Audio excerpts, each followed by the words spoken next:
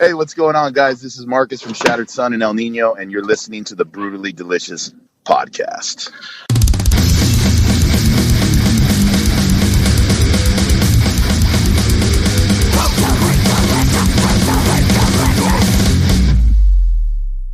Hey, you are listening to the Brutally Delicious podcast. I am Bruce. And I'm the far sexier one, Chris.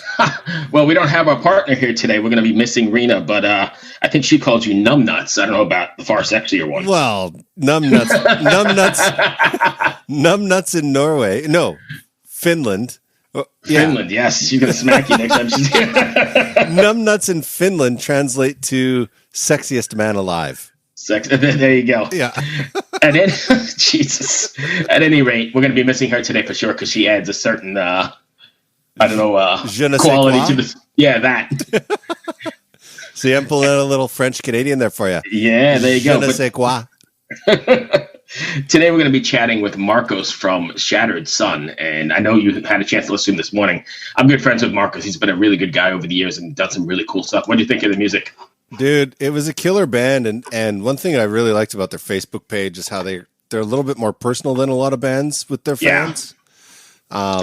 And I see they have a show coming up on Halloween. I'm kind of wondering how they're going to pull that off. It says it's an all ages show, and they're going to have playground equipment for kids, and it's interesting. I just wonder how they're going to pull it off. So I would like to. Hello.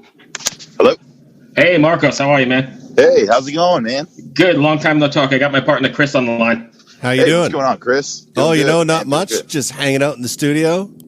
Oh, I know. I'm reeling this morning, man. My Cowboys just got annihilated last night on Monday Night Football. So does that mean you also got annihilated? You know what? When the games turn like that, I usually stop drinking because I'm like, well, you know what? I'm not going to have a hangover tomorrow for this. Right.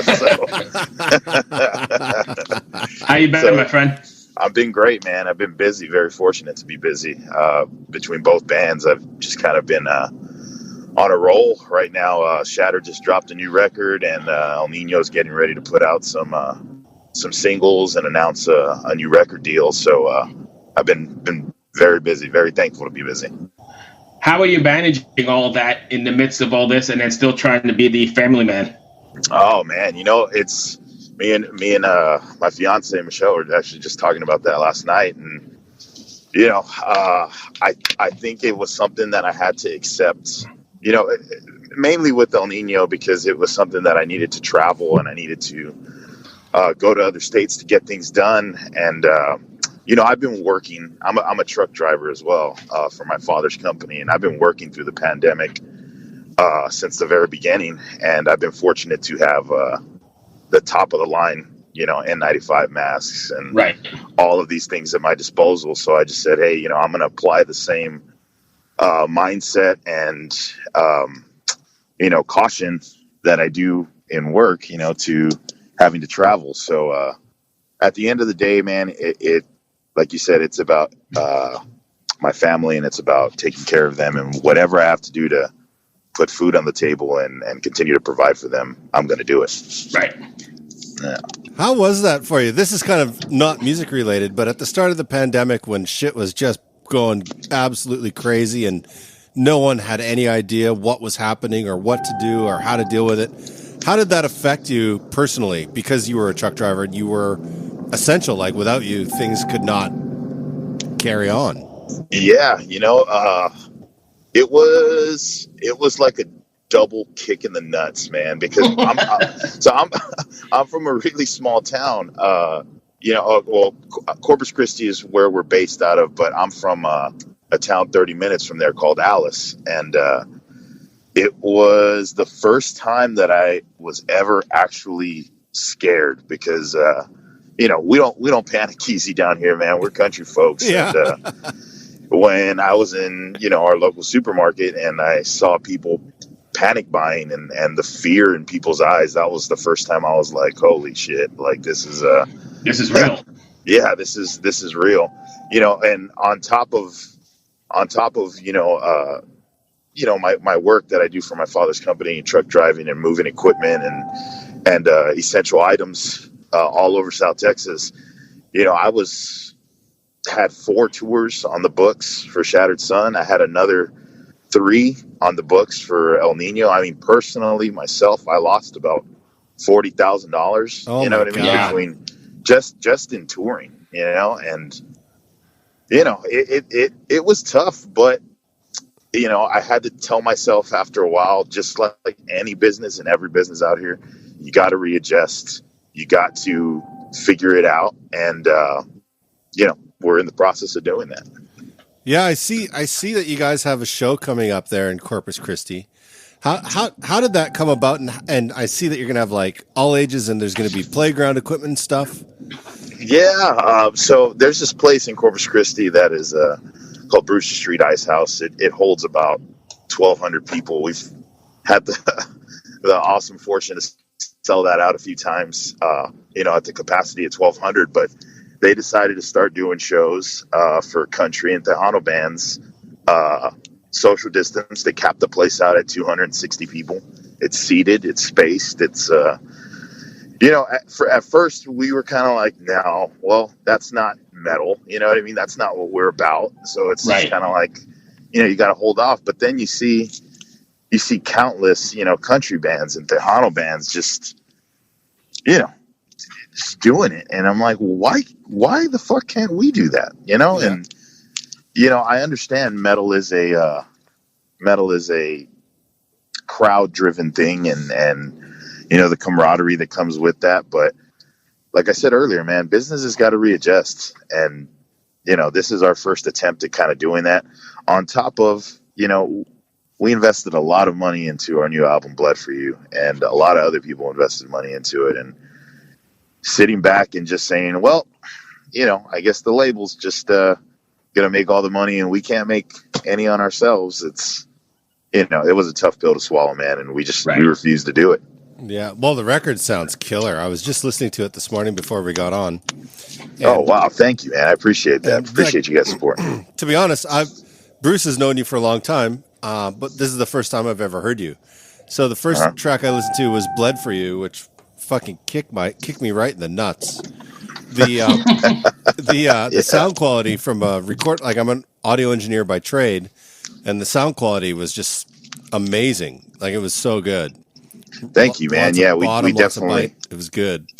We put a lot of emphasis on the production and the quality, because I think one thing that I've learned as an artist, and this was something I learned from Chuck Billy, in our first record and our second record, even to this day, I love those records, but as a musician inside, I was never able to get that complete fulfillment, like out of the album. There's always something that I'm like, oh man, I wish I would have done this, or man, maybe if we would have took it to this guy, it would have sounded a little better, or, we're trying to penny pinch or this and that. And on this record, we were like, no, like if we're going to have to live with this record forever, like it needs, and this is going to be our best work.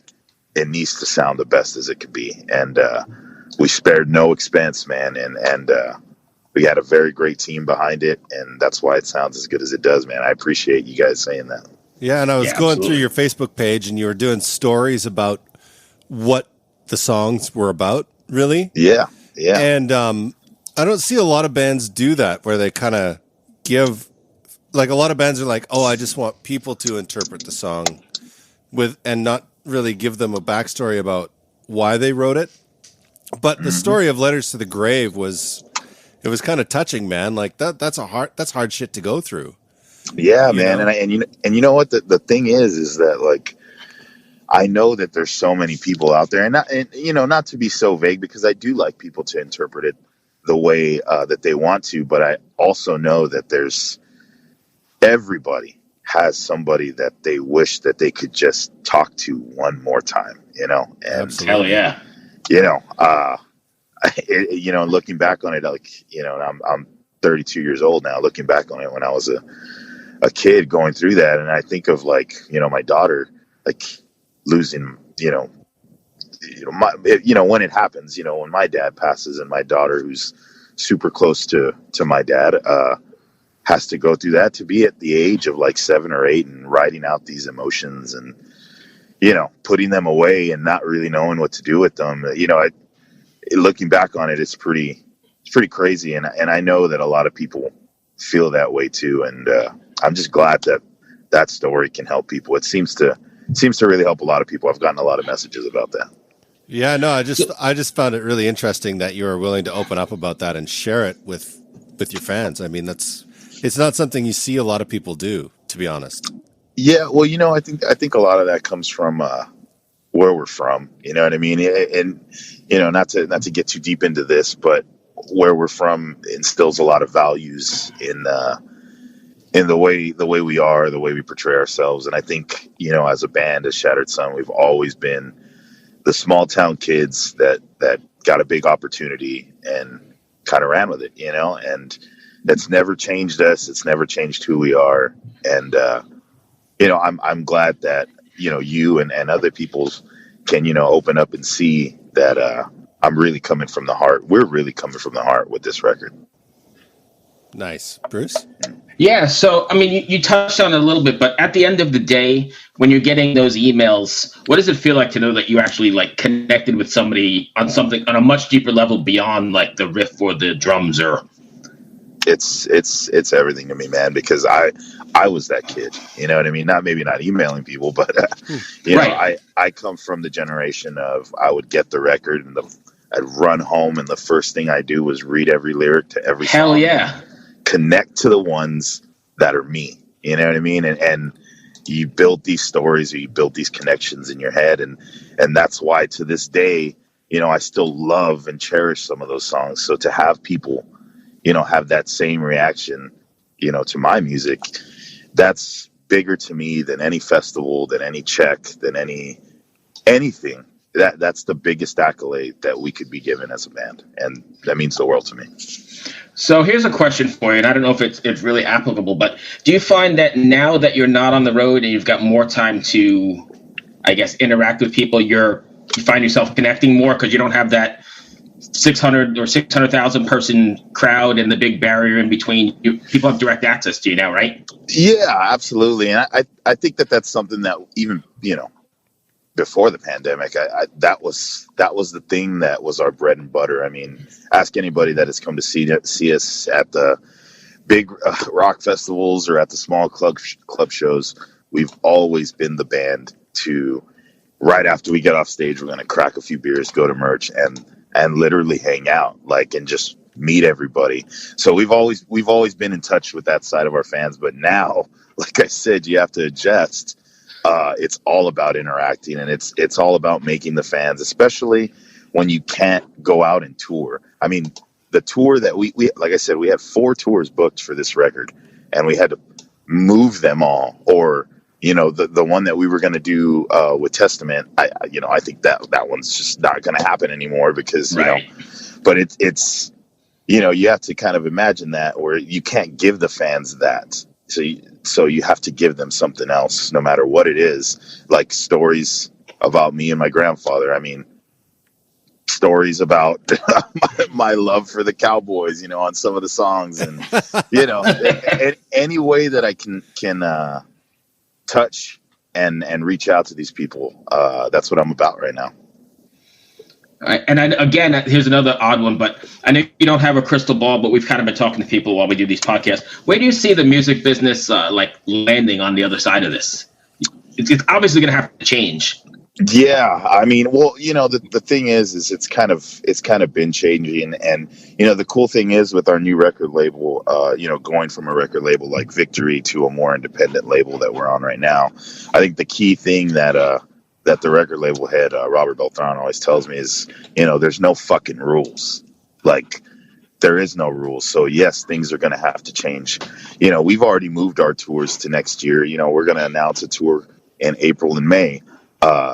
We don't know what it's going to, if it's going to happen, if it's not going to happen, if we're going to have to do it social distance. All we know is that we got to put ourselves out there and we got to adjust to the new business model. And whether that be social distance shows or fucking campfire shows or you name it, we're going to go fucking play it. Nice. I miss live music so much, man. Oh my God. Oh dude. Yeah. And I think the thing that's kind of been getting me through is, I've I've shot maybe 4 music videos with Ill Nino over the past two months, and I think that's just kind of like giving me my live feel, you know what I mean? Because a couple of them have been concert oriented, or there was one where there was maybe like 60-70 people on the shoot, helping, and it felt like we were playing a fucking show. So you got to get it anywhere you can, man. Sometimes you got to revert to singing in the mirror again like you were 16 years old. Oh man, sometimes I think like for musicians, playing on stage is like it's an addictive drug.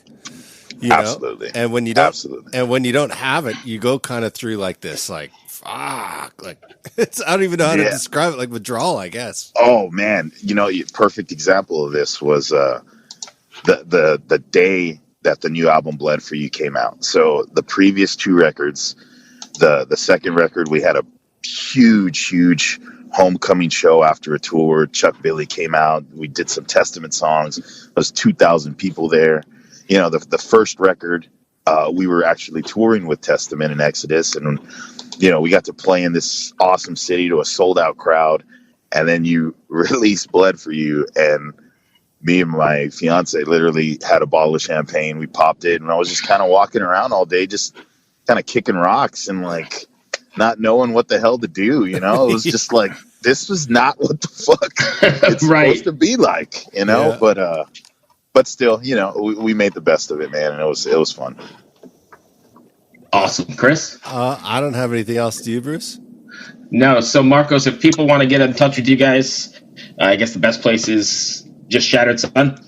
Yeah, social media, Instagram, Facebook. I think they're still operating on Twitter. I don't know. It's been pretty crazy with all this political stuff going on. But, yeah. but yeah, you can get us anywhere. Our music's on every platform that you can think of: Apple Music, Spotify, YouTube. Or you could be a cool guy and just go out there to your local record store and pick it up too. So, is there a place where people can order the CD from you guys? Yeah, absolutely. Hammer Forge Records at Big Cartel. I think we always put the link on our Facebook page so you can go find it. We have a bunch of merch up there as well. And then, also the big places, Amazon and, Best Buy, places like that. And like you said, if people want to get in contact with you as well, that you're pretty active on Facebook, so they can grab a hold of you and chat. Absolutely. I think I'm pretty proud of this, but I think we have a pretty quick response rate. So I'm pretty stoked about that. Here, let me see what you're listed at for response rate. Uh-oh. He's going to call you out right now. No, I'm going to hit message. Typically replies within an hour. Good for you. There we go. There we go. Like, I was like, which one of these guys have been operating the Facebook? Oh man! Hey, before we go, Mark, I have one other question. Actually, yeah. Did you guys print vinyl? Actually, our record label is currently in the process of making a small order. I think it's like 300 copies of the new record. It's going to be, a blood-soaked record. I know they're going all out on it, so I'm stoked to see it and hopefully have that out for the holidays, man. Sweet. Yeah, that'd be nice. Awesome, my friend. Stay well. Be safe. And thanks for taking the time. Thank you, man. I hope to talk to you guys soon, all right? Will do. I'll chat with you online. Thanks again for trucking during all this, man. We couldn't be alive or around without you. Hey, man. Thank you, dude. I appreciate that, man. Just trying to do my small part in this world. So, yeah, man. Well, I will talk to you guys soon, okay? All right. We'll see you later on. Bye-bye. Awesome. Right on. Thanks. All right. Bye. Hello out there. Yes, hello out there, everyone. I'm Hal Schwartz. And I'm Flynn McLean. Together, we host None But the Brave, a podcast dedicated to the music and career of Bruce Springsteen. Bruce and E Street Band are on tour right now for the first time in 6 years, and we're taking a detailed look at what's happening on stage in our bi-weekly episodes. We've also been recently joined by some very exciting guests, including rock journalist Warren Zanes and Stephen Hayden, Backstreet's Magazine founder Charles Cross, and Barstool's Kirk Minahan. If you're a diehard Springsteen fan, this is the show for you. So please subscribe to None But the Brave on your favorite podcasting platform, and we hope to see you further on up the road. Thank you so much. We'll be seeing you.